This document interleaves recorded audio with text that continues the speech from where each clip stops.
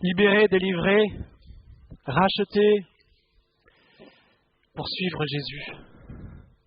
Jésus nous dit, toi, suis-moi. Et pour le suivre, parfois c'est difficile parce que on se reproche des choses. Il y a notre passé, et puis même il y a notre présent, il y a même notre futur. On pense qu'on n'a pas forcément les talents auxquels Dieu, qui aurait besoin pour faire ce à quoi Dieu nous appelle. Mais si vraiment Dieu nous appelle, alors allons-y. Et ce matin, j'étais vraiment émerveillé de voir combien tous les chants, déjà le premier passage qui parlait de la fidélité dans le psaume, la fidélité de Dieu, le premier chant, le deuxième chant et la suite, et ce chant encore qu'on vient de chanter, introduisent ce passage que nous allons voir. Ce passage qui nous montre la grâce de Dieu.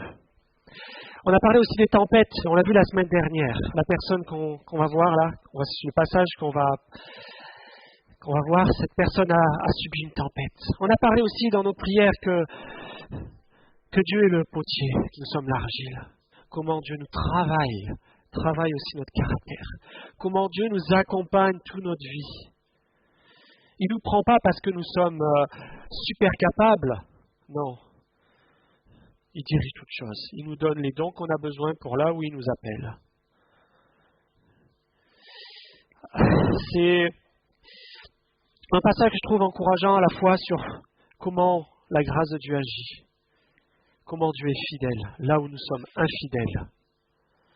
Et c'est en même temps un passage sûrement qui nous interpelle, qui nous dit, oui, alors, toi suis-moi. Alors, toi suis-moi. Dans le passage, on va voir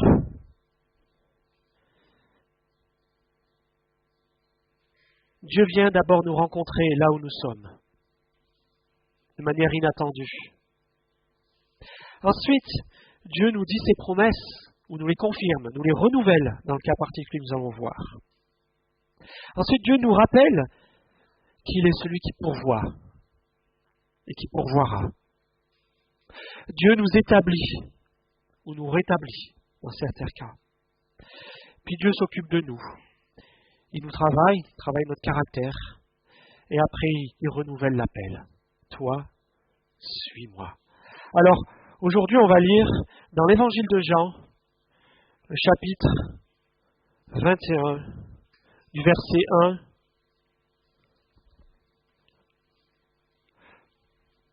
au verset 19.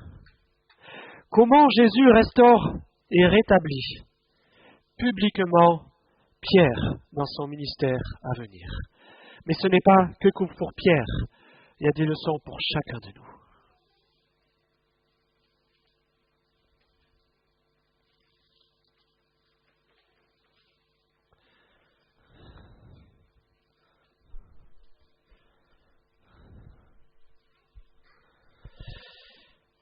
Jean, évangile de Jean, chapitre 21, du verset 1 au verset 19. Après cela, Jésus se montra encore aux disciples sur les rives du lac de Tibériade, au lac de Galilée. Voici de quelle manière il se montra. Simon-Pierre, Thomas, appelé Didyme, Nathanaël, qui venait de Cana en Galilée, les fils de Zébédée et deux autres disciples de Jésus se trouvaient ensemble. Simon-Pierre leur dit, « Je vais pêcher. » Et lui dirent, « Nous allons aussi avec toi. » Ils sortirent et montèrent aussitôt dans une barque, mais cette nuit-là, ils ne prirent rien. Le matin venu, Jésus se trouva sur le rivage, mais les disciples ne savaient pas que c'était lui. Jésus leur dit, « Enfants, n'avez-vous rien mangé ?» Ils lui répondirent, « Non. » Jésus leur dit, « Jetez le filet du côté droit de la barque et vous trouverez. » Ils jetèrent donc et ils ne parvinrent plus à le retirer, tant il y avait de poissons. Alors le disciple que Jésus aimait dit à Pierre, « C'est le Seigneur. » Dès qu'il eut entendu que c'était le Seigneur, Simon-Pierre remit son vêtement et sa ceinture, car il s'était déshabillé, et se jeta dans le lac. Les autres disciples vinrent avec la barque en tirant le filet plein de poissons, car il n'était pas loin de la rive, à une centaine de mètres. Lorsqu'ils furent descendus à terre, ils virent là un feu de braise avec du poisson dessus et du pain. Jésus leur dit, « Apportez quelques-uns des poissons que vous venez de prendre. » Simon-Pierre monta dans la barque et tira le filet plein de 153 gros poissons à terre. Et malgré leur grand nombre, le filet ne se déchira pas. Jésus leur dit, « Venez manger. » Et aucun des disciples n'osait lui demander, « Qui es-tu » car il savait que c'était le Seigneur. Et Jésus s'approcha, prit du pain et le leur donna. Et il fit de même avec le poisson. C'était déjà la 3e fois que Jésus se montrait à ses disciples depuis qu'il était ressuscité. Lorsqu'ils eurent mangé, Jésus dit à Simon-Pierre, « Simon, fils de Jonas, m'aimes-tu plus que ceci ?» Il lui répondit, « Oui, Seigneur, tu sais que je t'aime. » Jésus lui dit, « Nourris mes agneaux. » Il lui dit une 2e fois, « Simon, fils de Jonas, m'aimes-tu » Pierre lui dit, « Oui, Seigneur, tu sais que je t'aime. Prends soin de mes brebis. » Il lui dit une 3e fois, « Simon, fils de Jonas, m'aimes-tu »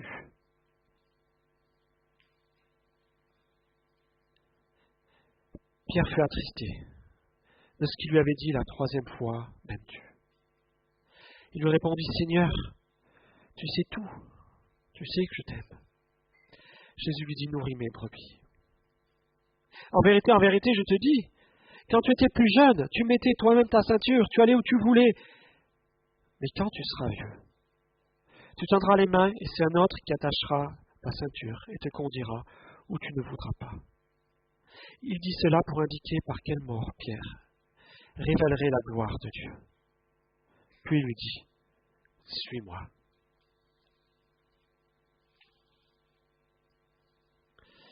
Ce passage se trouve à la fin donc, de l'évangile de Jean, et c'est comme une transition des évangiles vers le livre des Actes. Parce qu'on pourrait presque se dire que l'évangile de Jean aurait pu se terminer à la fin du chapitre 20. Si vous lisez avec moi à la fin du chapitre 20, il clôture, il y a Jésus qui est apparu aux disciples un dimanche, et puis la semaine d'après, avec Thomas qui n'était pas là la première fois, et puis au verset 30, Jésus a encore produit devant ses disciples beaucoup d'autres signes qui ne sont pas écrits dans ce livre.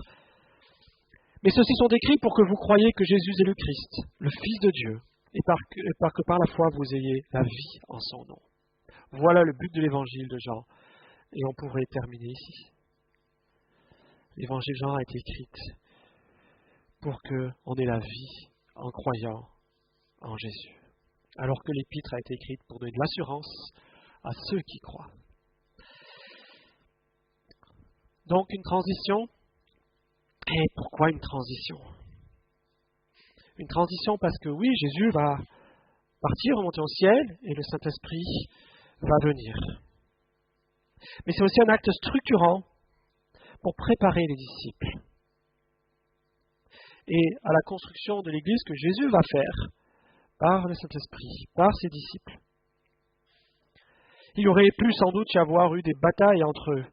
Qui aurait été le plus grand ? Vous savez, juste avant que Jésus soit arrêté. La discussion intelligente des disciples, et quand je dis ça, c'est pas pour les montrer du doigt, mais on est pareil, je suis pareil, c'était savoir qui serait le plus grand. Et Jésus leur dit, le plus grand, c'est celui qui sert. Et Jésus avait aussi dit à Pierre, dans le passé, il lui avait dit, on peut le lire dans Matthieu 16, il lui avait donné un leadership.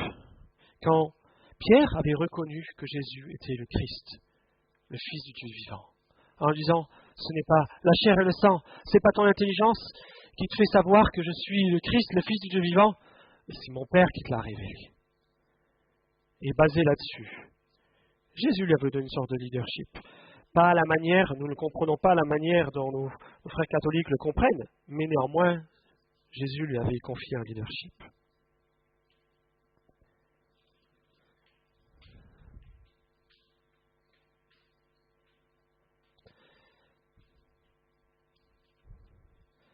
Je te dis que tu es pierre, et sur cette pierre je construirai mon église, et les portes du séjour des morts ne prétendront pas contre elle.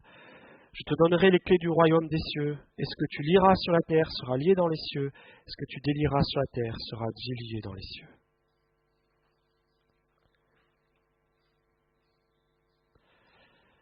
Voilà, mais vous connaissez, et de toute façon on va y revenir sur l'histoire de Pierre. Il y a eu la mort et la résurrection de Jésus. Il y a eu aussi le reniement de Pierre. Et là, Jésus avait dit qu'après la résurrection, aux femmes, il l'avait dit, dites aux disciples qu'ils aillent en Galilée. On se retrouvera en Galilée. C'est en Matthieu 28, verset 7 et verset 10. Et Jésus est de Galilée, de Nazareth. C'est au nord d'Israël, Jérusalem est en bas, Nazareth c'est en haut, pas loin du lac de Galilée justement, le lac de Tibériade. Il a plusieurs noms ce lac. Et c'est un peu la province, on dirait, pour nous. Jésus a été rejeté, crucifié à Jérusalem.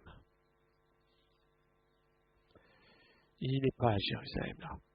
Là il est parti en province, je dirais. Il est parti en Ardèche, on pourrait dire, dans un endroit peut-être plus calme.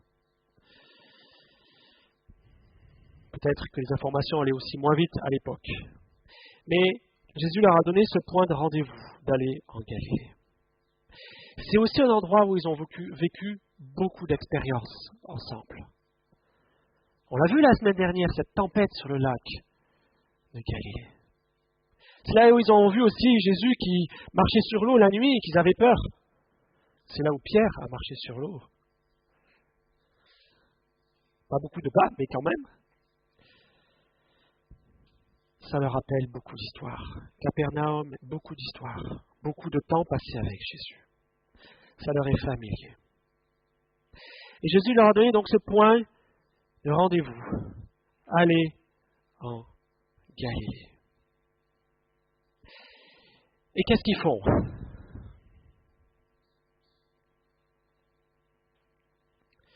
Simon-Pierre au verset 2 et les autres, ils étaient ensemble.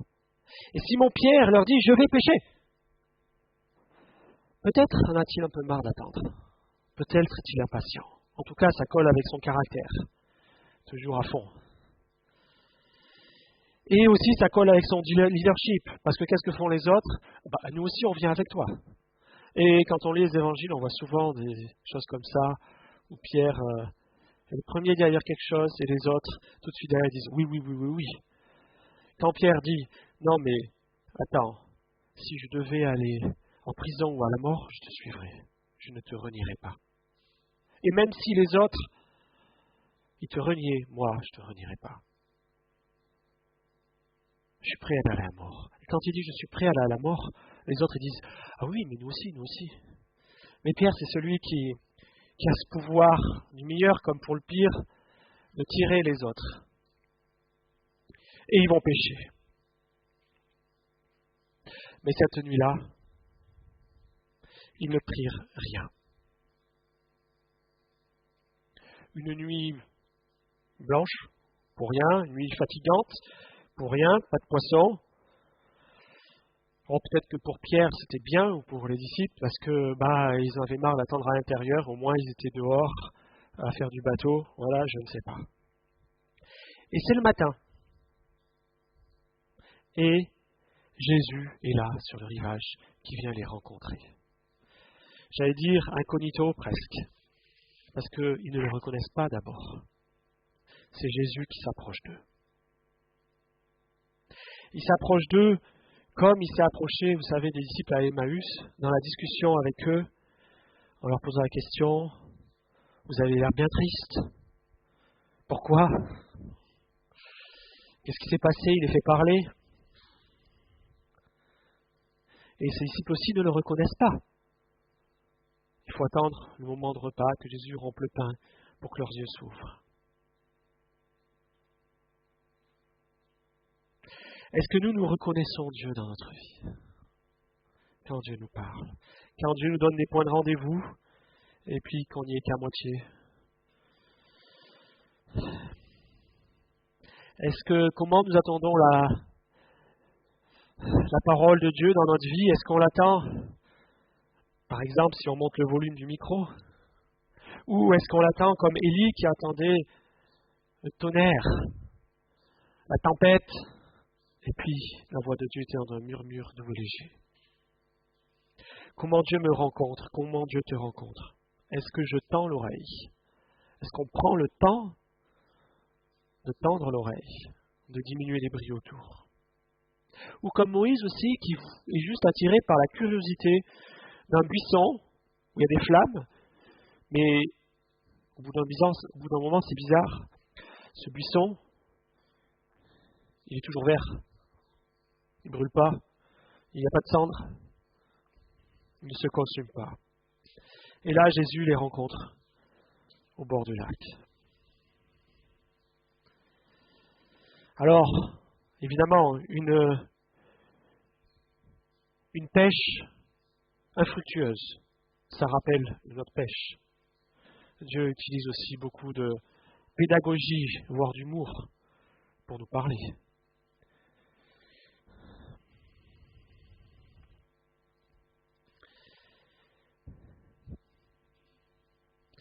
Jésus se fait reconnaître finalement par cette pêche miraculeuse. Déjà, il leur pose la question, avez-vous quelque chose à manger? N'avez-vous rien mangé? Il pose une question. Il pose une question comme à la Samaritaine, quand tu dis, peux-tu me donner à boire? Alors qu'en fait, il lui dira juste après, si tu savais qui était celui qui te demande à boire, c'est toi qui lui aurais demandé et il t'aurait donné de l'eau vive.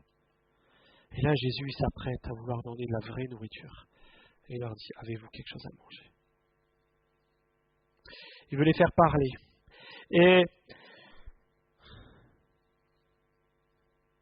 Jésus veut se faire reconnaître par cette pêche infructueuse. Pour en rappeler une autre qui a eu lieu dans Luc chapitre 5. Jean est le premier à capter le message. Vous êtes le plus sensible. Mais Pierre est le premier à aller voir Jésus. Il laisse le poisson aux autres. Il remet sa robe, sa ceinture, et il va dans l'eau voir Jésus. Il laisse les autres amener les poissons.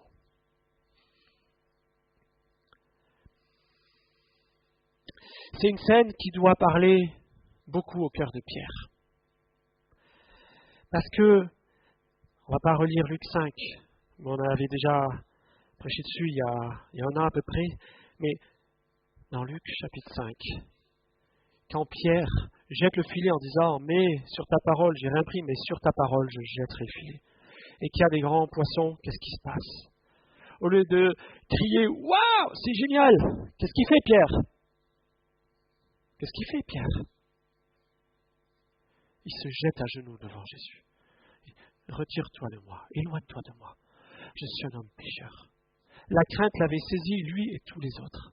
Par un acte de grâce, il venait de se rendre compte que Jésus n'était pas simplement le Messie qu'il avait commencé à rencontrer dans Jean chapitre 1, le même passage que Didier nous a lu avec Nathanaël, mais que Jésus n'était pas non plus qu'un enseignant, puisqu'il avait pris la barque pour enseigner. Jésus n'était pas qu'un prophète ou quelqu'un qui pouvait faire des miracles, mais qu'il avait en face de lui Dieu, le Fils de Dieu. Et il se découvre devant la présence de Dieu, indigne, coupable, pécheur, devant la sainteté de Dieu.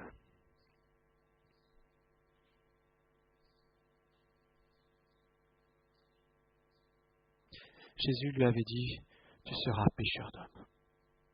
Il lui avait déjà fait une promesse, tu seras pécheur d'homme. Et là, Jésus veut renouveler aussi cet appel. pêcheur d'hommes, à Pierre. Il appelle à le suivre.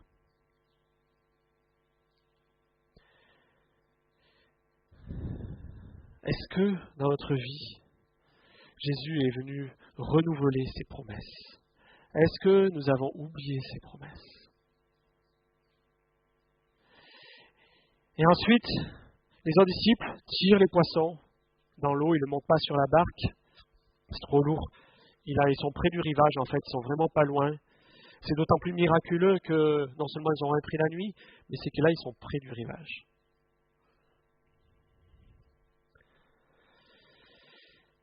Et lorsqu'ils sont descendus à terre, qu'est-ce qu'il se passe?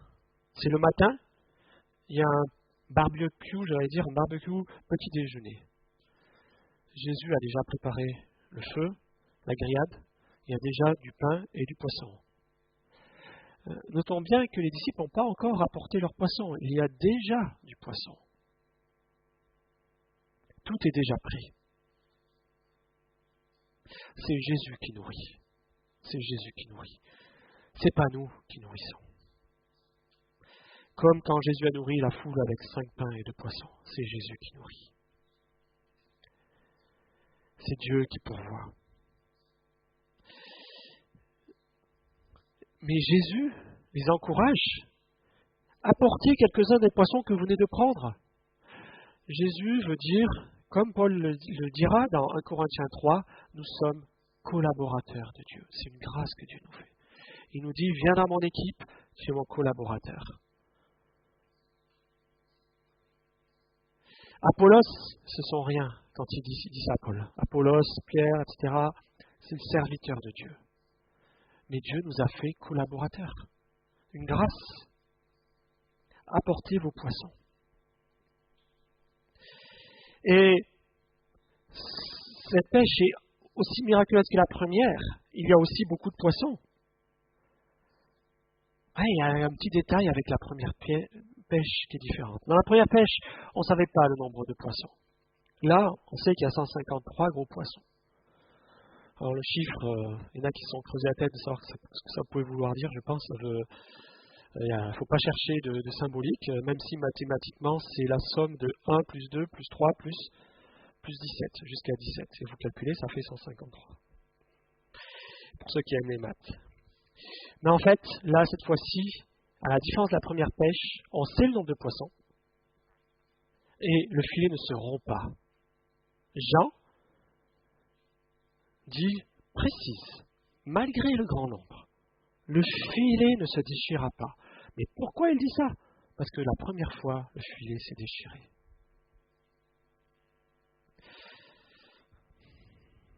Moi, personnellement, j'y vois comme une symbolique du travail pêcheur d'hommes qu'aura à faire Pierre, qui sera plus accompli selon la chair, mais selon l'esprit, avec l'aide du Saint-Esprit. Plus avec les forces humaines. Et 153, c'est un nombre qu'on peut compter, car Dieu nous connaît aussi nos pardons. Chaque enfant de Dieu, chaque racheté, chaque homme péché, homme ou femme péché, que Dieu a dans son filet, dans le filet de Dieu. Et alors il leur dit, venez manger. Jésus sert. C'est pas eux qui s'approchent du barbecue et qui prennent des poissons. C'est Jésus qui fait le service et qui leur donne du pain, qui leur donne du poisson. C'est lui qui s'approche d'eux, encore une fois. C'est fort quand même, je trouve. Jésus, c'est Dieu, le Seigneur de l'univers, et c'est lui qui fait tout et qui s'approche d'eux. C'est lui le plus grand, celui qui sert. Alors oui, c'est Dieu qui pourvoit. C'est Dieu qui pourvoira dans le ministère de Pierre de faire des pêcheurs d'hommes. Oui, c'est lui qui pourvoira. Parce qu'il nourrit. Parce qu'il fait de nous, par sa grâce, des collaborateurs. Parce qu'il prend soin de nous et qu'il sert là. C'est la 3e fois dans l'évangile de Jean. Parce que les 2 autres fois, c'était au chapitre 20 de l'évangile de Jean. qu'on a déjà rappelées. Alors, après le repas, une étape de plus. Jésus vient rétablir Pierre, publiquement dans son ministère. C'est pas le pardon de ce qu'il a fait. Parce que le pardon et la réconciliation, ma compréhension, c'est que ça a déjà eu lieu. Parce qu'en fait, il y a des petits détails dans la parole de Dieu qui montrent qu'il y a déjà eu une rencontre spécifique, tête à tête, entre Jésus et Pierre. Dans Luc 24, verset 35, il est dit « Le Seigneur est apparu à Simon ». C'est avant que le Seigneur rencontre tous les 11 disciples. Il est dit « Mais Simon a déjà vu le Seigneur ». Le Seigneur est apparu, le Seigneur est allé vers Simon. Une entrevue dont on ne sait pas ce qui s'est dit.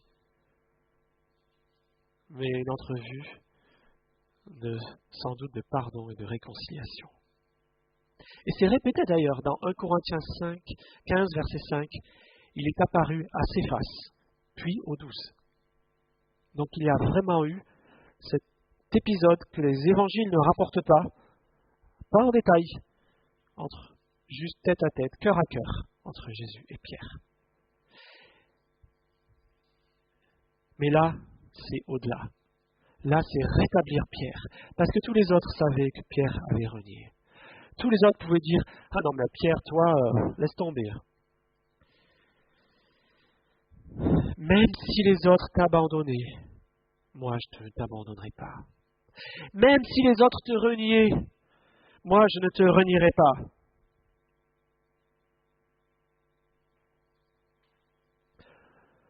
Pierre a renié 3 fois le Seigneur. Et 3 fois, Jésus lui pose la question. Même tu. 3 fois. Encore une allusion à ce qui s'est passé avant.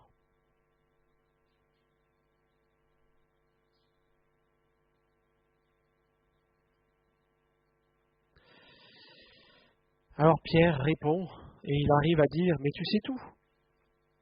Tu sais tout. Tu sais. » À chaque fois, il dit « Tu sais que je t'aime. Tu sais que j'ai de l'amour pour toi. » Il lui dit plus « Oui, oui, je t'aime. » Mais regardez aussi la question.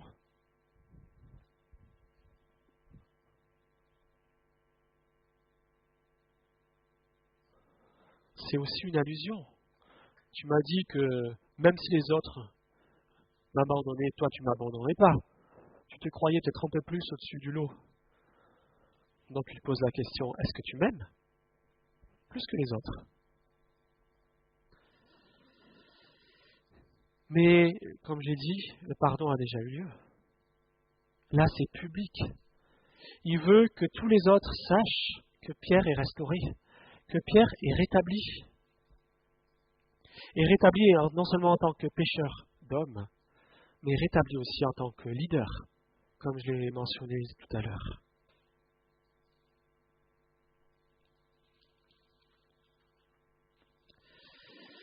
Mais ce n'est pas tout, la grâce de Dieu et sa fidélité prévoient tout. Dieu continuera aussi à travailler dans Pierre. Verset 18, Jésus parle du caractère de Pierre. Ah, quand tu étais jeune, et même encore aujourd'hui, tu es fougueux. Et c'est bien, des fois. Tu as été le seul à dire, si c'est toi le Seigneur, dis-moi de venir marcher sur l'eau. Et Jésus ne lui a pas dit, espèce de prétentieux. Il a dit, ben viens. Et ça a marché. Et ça a marché. Jésus l'a fait marcher sur l'eau. Il n'a pas dénigré. Et ce côté positif, malheureusement, dans nos caractères, il y a des côtés positifs dans nos caractères, et parfois il y a des côtés aussi, notre côté de la pièce, il y a le pile, il y a le face, où notre caractère positif a aussi des caractères négatifs. Tous, dans le premier. Et Dieu veut nous sanctifier toute notre vie, veut nous faire progresser, veut prendre soin de nous. Et quand il résume sa vie de la jeunesse à la vieillesse, il ne dit pas ce qu'il y a entre les deux, mais c'est inclus dedans. Il lui dit que Là, tu es quelqu'un de fougueux, tu fais ce que tu as envie, tu réfléchis même pas, tu fonces. Il y aura un âge dans ta vie, tu ne pourras plus foncer. C'est les autres qui t'habilleront, qui te tiendront la main. Et c'est aussi quelque chose qui nous arrivera à tous, mais particulièrement, il dit cela aussi pour nous, il nous le dit. Je m'occupe de toi. Avec grâce, je m'occupe de toi pour te sanctifier, pour que tu puisses accomplir le ministère auquel je t'appelle, pour que tu puisses me suivre chaque jour. Ne soyons pas découragés si nous passons des fois par des chutes, des épreuves. D'ailleurs, Jésus n'a pas prié pour que Pierre ne le renie pas.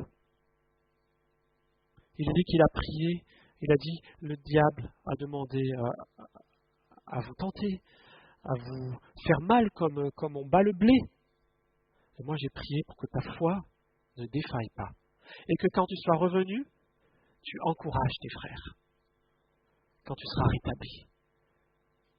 Dieu utilise même nos échecs, nos péchés, nos fautes. Ça fait partie aussi de son plan de formation. Paul, pourquoi Dieu a-t-il permis que Paul persécute des chrétiens? Tue des papas, des mamans, emprisonne, fasse que des enfants soient orphelins.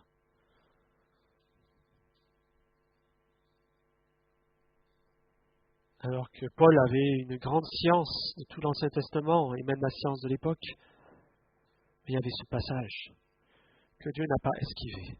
Ça faisait partie de son plan. Pourquoi Moïse, 40 ans Pharaon, il connaissait la science des Égyptiens. Et il avait un cœur, comme Paul, il avait un cœur pour servir Dieu. L'Épître aux Hébreux nous dit que Moïse préférait l'opprobre de Christ aux délices du péché qu'il y avait en Égypte. Et il va voir son peuple, il va voir ses frères, il veut les aider. Ça se passe mal, il tue, il fait un meurtre. Il repart 40 ans. C'est foutu. C'est foutu. Excusez-moi, je ne suis pas poli, mais je pense que des fois on le pense très fort. 40 ans pour rien en Égypte. Sauver des eaux pour rien. Mais Dieu avait un plan. Il avait encore 40 ans. Et il est dit que Moïse était l'homme le plus doux de la terre. Moïse a appris la douceur. Dieu nous utilise et utilise aussi même nos fautes, même nos échecs.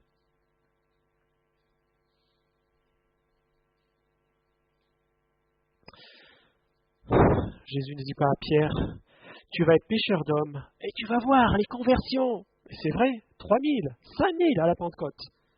Tu vas voir une vie de victoire, tu vas surfer sur les vagues. Non, il lui dit aussi, voilà ce qui va t'arriver.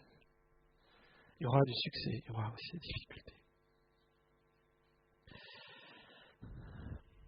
Et Pierre va assumer ce leadership. À la Pentecôte, dans l'acte 2, c'est lui qui, une fois que la Pentecôte s'est produite, qui dit devant tous, qui se lève et qui prend la parole devant tous en hébreu, puisqu'il y avait plein de langues, et puis après, il se remet en hébreu pour parler à tout le monde, pour expliquer ce qui vient de se passer. C'est Pierre qui encore est le premier à annoncer l'évangile aux non-juifs, acte 10, à Corneille. C'est Pierre avec Jean qui dit « Je n'ai ni argent ni or, mais lève-toi, marche ». Ce paralytique qui va dans le temple, qui saute, qui leur vaut d'être arrêté. Et pareil, en acte 9, il y a encore une personne, et ça va plus loin. Il ressuscite Dorcas. Même dans le même genre de choses incroyables, c'est qu'il y a des miracles, il dit que même son ombre, acte 5, verset 15, les gens venaient même pour que l'ombre de Pierre passe sur eux.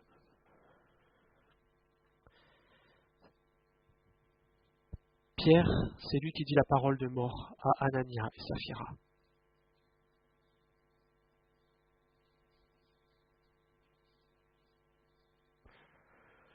C'est fort.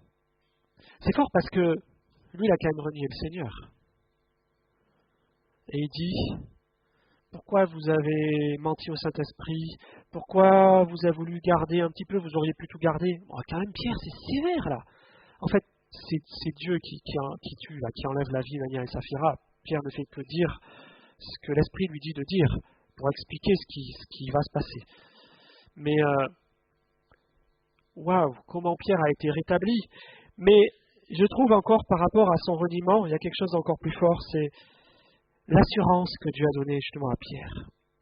L'acte 2, 23, il dit, vous l'avez, en parlant à tous ses concitoyens juifs, vous l'avez crucifié, tué et crucifié Jésus.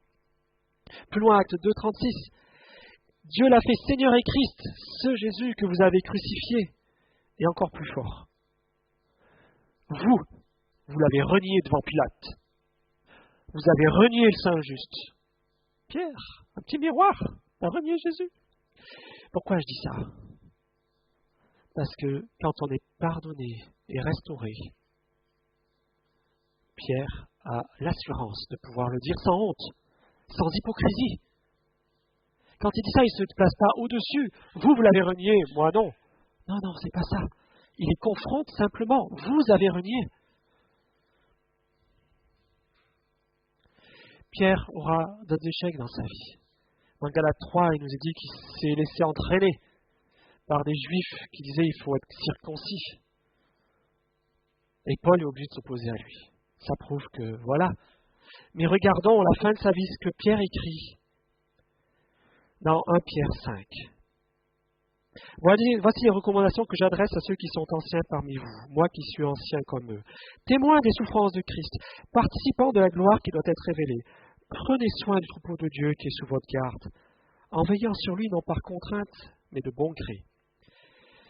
Faites-le non par recherche d'un gain, mais avec dévouement, non en dominant sur ceux qui vous sont confiés, mais en étant les modèles du troupeau. Ainsi, lorsque le souverain berger apparaîtra, vous recevrez la couronne de gloire qui ne perdra pas son éclat. Il ne perdra pas son éclat. De même, vous qui êtes jeunes, peut-être pense-t-il à sa jeunesse à lui, soumettez-vous aux anciens, et vous soumettant les uns aux autres. Revêtez-vous d'humilité, car Dieu s'oppose aux orgueilleux, mais il fait grâce aux simples. Humiliez-vous donc sous sa puissante main, afin qu'il vous élève au moment voulu. Déchargez-vous sur lui de tous vos soucis, car il prend soin de vous, comme Jésus prendra soin de Pierre, comme il a fait ce repas à Jésus. Soyez sobres, restez vigilants. Votre adversaire, le diable, rôde comme un lion rugissant, cherchant qui dévorer. Résistez-lui avec une foi inébranlable. Alors Jésus redit son appel à Pierre. Toi, suis-moi. Nous allons prier.